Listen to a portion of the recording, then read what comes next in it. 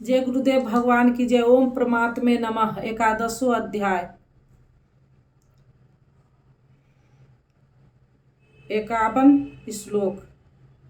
जनार्दन, आपके इस अत्यंत शांत मनुष्य रूप को देखकर अब मैं प्रसन्नचित हुआ, अपने स्वभाव को प्राप्त हो गया हूँ। अर्जुन ने कहा था, भगवान अब आप मुझे उसी चतुर्भुज रूप का दर्शन कराइए। योगेश्वर ने कराया भी, किंतु अर्जुन ने जब देखा तो क्या पाया?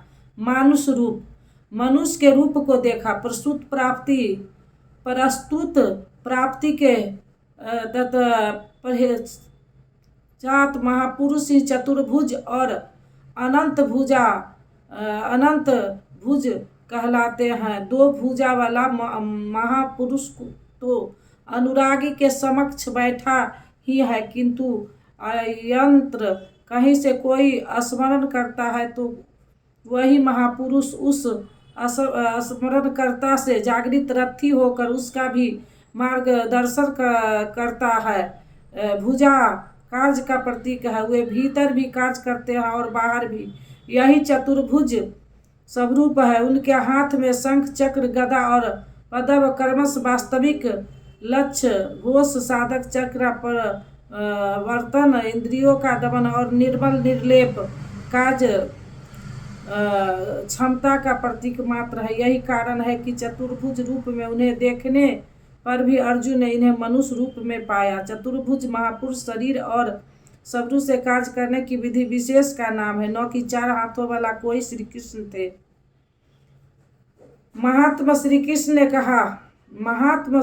ने कहा, अर्जुन, मेरा यह रूप देखने को अति दुर्लभ है, जैसा कि तूने देखा है, क्योंकि देवता भी सदा इस रूप को दर्शन की इच्छा रखते हैं। प्रस्तुत सभी लोग अंत को पहचान नहीं पाते। पूज्य सत्संगी महाराज अंत प्रेरणा वाले पूर्ण महापुरुष थे, लेकिन लोग उन्हें पागल समझते रहे।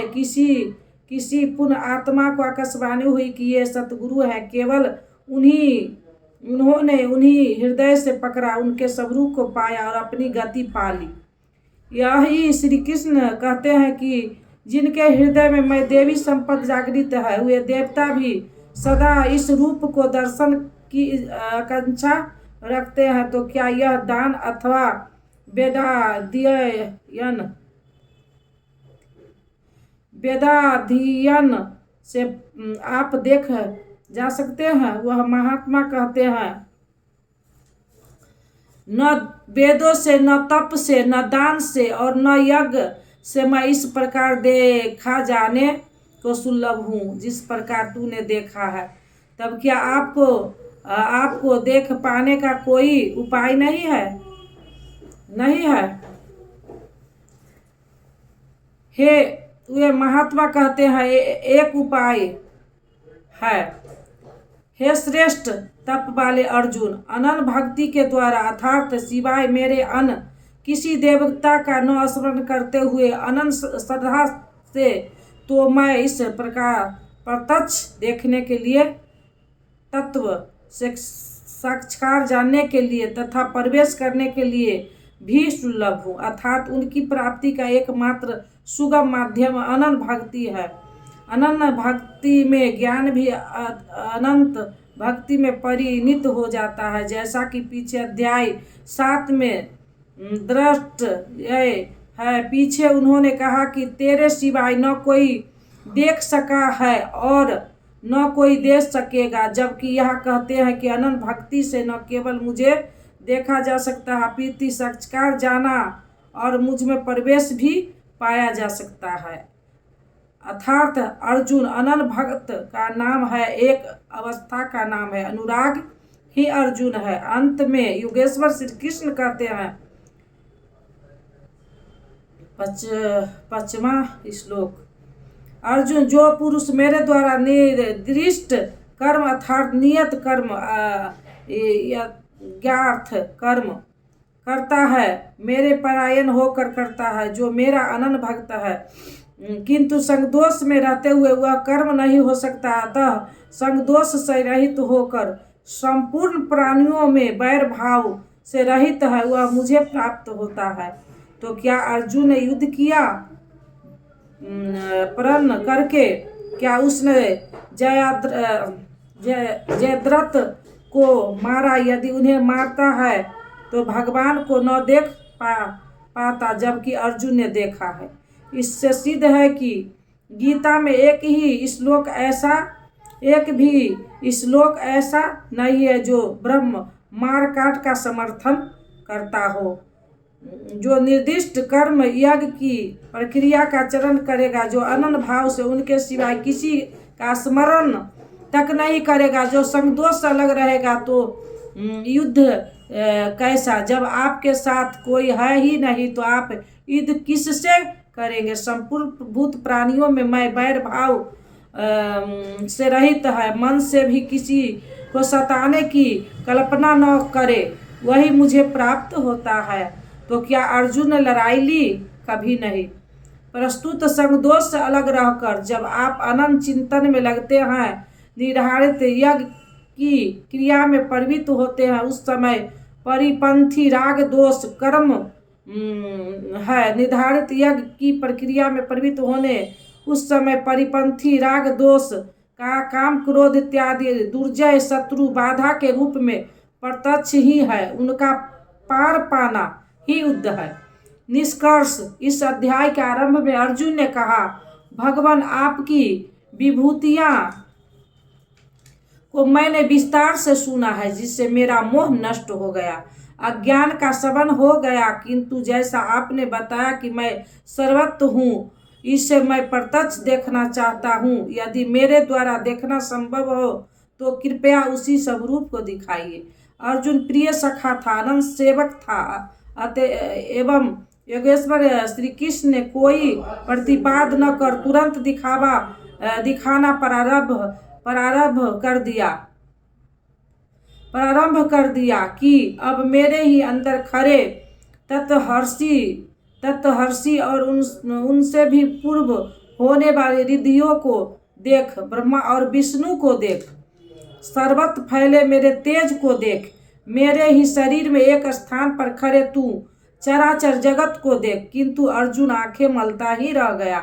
इसी प्रकार योगेश्वर श्री कृष्ण तीनों लोक तक अनवरत दिखाते गए, किंतु अर्जुन को कुछ भी दिखाई नहीं पड़ा। सभी विभूतियां योगेश्वर में उस समय थी, किंतु अर्जुन को वे समान मनुष्य जैसे ही दिखाई पड़ रहे थे। तब इस प्रकार दिखाते दिखाते योगेश्वर श्री कृष्ण सहसा रुक जाते थे और कहते हैं, अर्जुन, इन आंखों से तू मुझे नहीं देख सकेगा, अपनी बुद्धि से तू मुझे परख नहीं सकता। लो, अब मैं तुझे वह दृष्टि देता हूँ जिसे तू मुझे देख सकेगा। भगवान तो सामने खड़े ही थे। अर्जुन ने देखा, वास्तव में देखा। देखने के पश्चात शूद्र कुटियों के लिए क्षमा याचना करने लगा, जो वास्तव में कुटियां नहीं थी। उदाहरण के लिए भगवान, कभी मैंने आपको कृष्ण यादव और कभी सखा कह दिया था, इसके लिए आप मुझे क्षमा करें। कृष्ण ने क्षमा भी किया, क्योंकि अर्जुन को प्रार्थना स्वीकार कर वे सौम्य स्वरूप में आ गए। धीरज बंधाया। प्रस्तुत कृष्ण कहना अपराध नहीं था, वे सावले थे तो गोरे कैसे कहे जाते? यदुवंश में जन्म हुआ ही था। श्री कृष्ण भी अपने को सखा मानते ही थे। वास्तव में प्रत्येक साधक महापुरुष को पहले ऐसा समझता है कि कुछ इन्हें रूप और आकार से संबोधित करते हैं, कुछ उनकी वृत्ति से उन्हें पुकारते हैं और कुछ उन्हें अपने ही समक्ष मानते हैं। उनके यथार्थ स्वरूप को नहीं समझते। उनके अचित्य स्वरूप को अर्जुन ने समझा तो पाया कि ये न तो काले और न गोरे हैं, न किसी कुल के हैं और न किसी के साथी हैं, इनके समान कोई है ही नहीं। तो सखा कैसा? सखा तो बराबर कैसा? यह तो अचिंत स्वरूप है, जिसे यह स्वयं दिखा दे वही इन्हें देख पाता है। अतः अर्जुन ने अपनी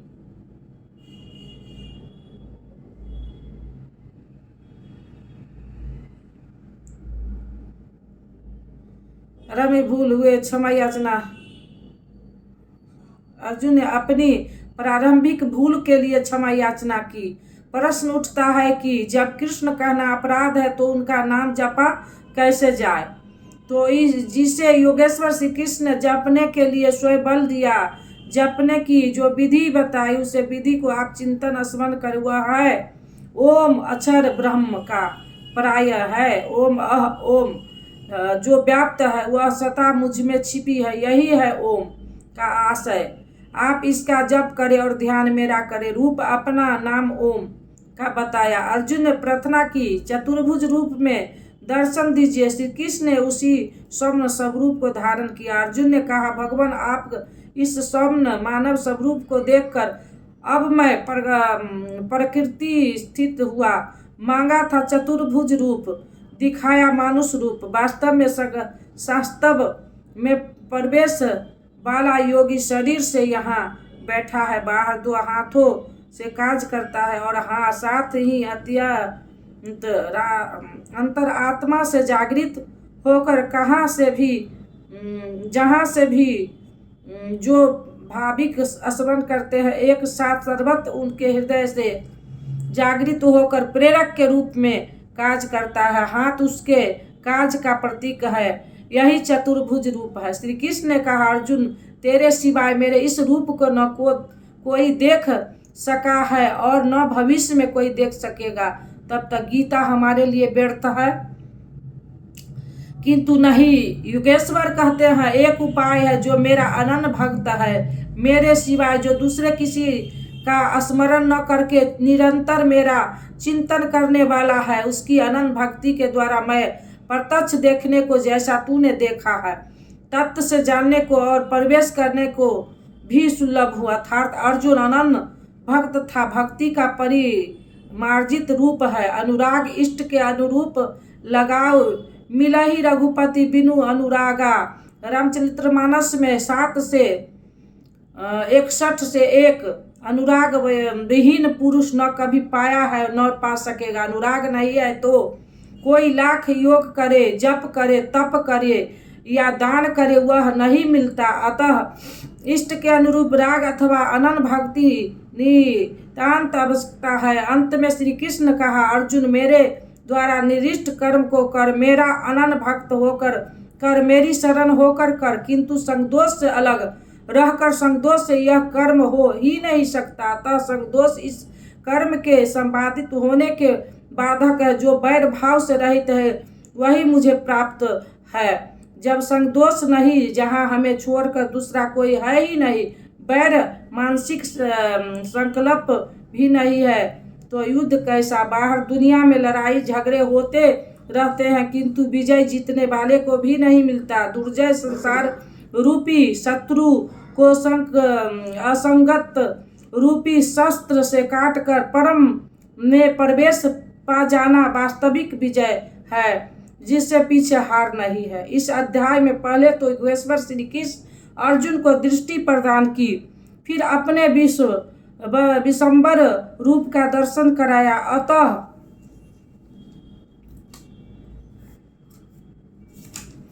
अतः इस प्रकार श्रीमद् भागवत गीता रूपी उपनिषद ब्रह्म विद्या तथा योग शास्त्र विषय श्री कृष्ण अर्जुन के संवाद में विशंबर दर्शन योग नामक 11वां अध्याय पूर्ण होता है।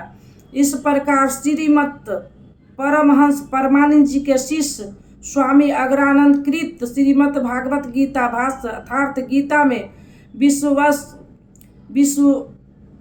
विशंबर योग नामक 11वां अध्याय पूर्ण होता है। हरिओम तत्सत।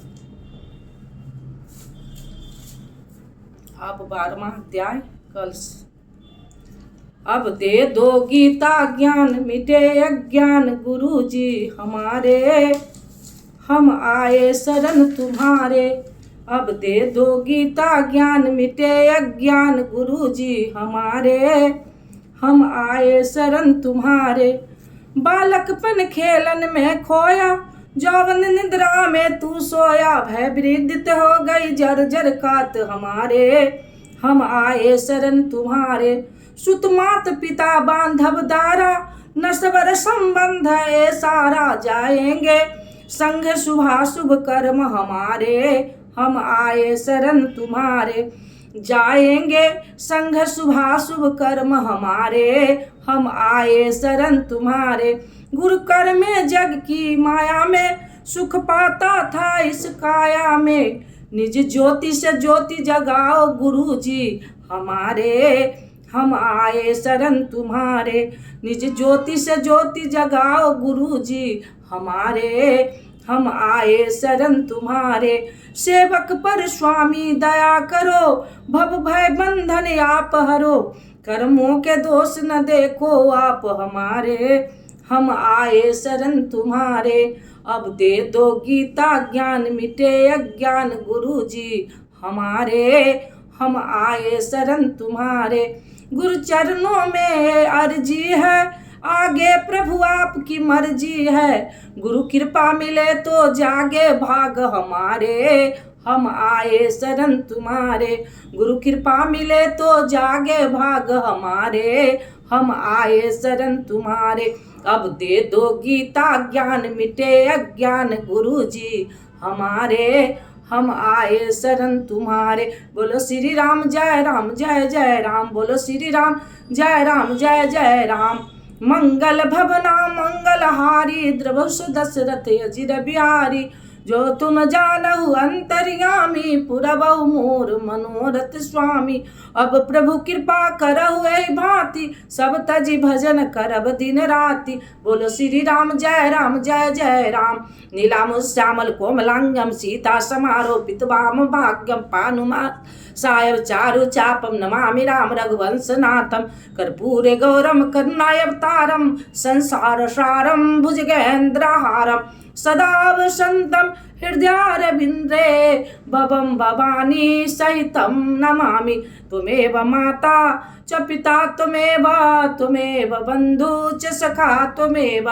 त्वमेव विद्या द्रविणं त्वमेव, त्वमेव सर्वं मम देव देव। ओम शांति शांति। जय गुरुदेव भगवान की जय। ओम ओम ओम।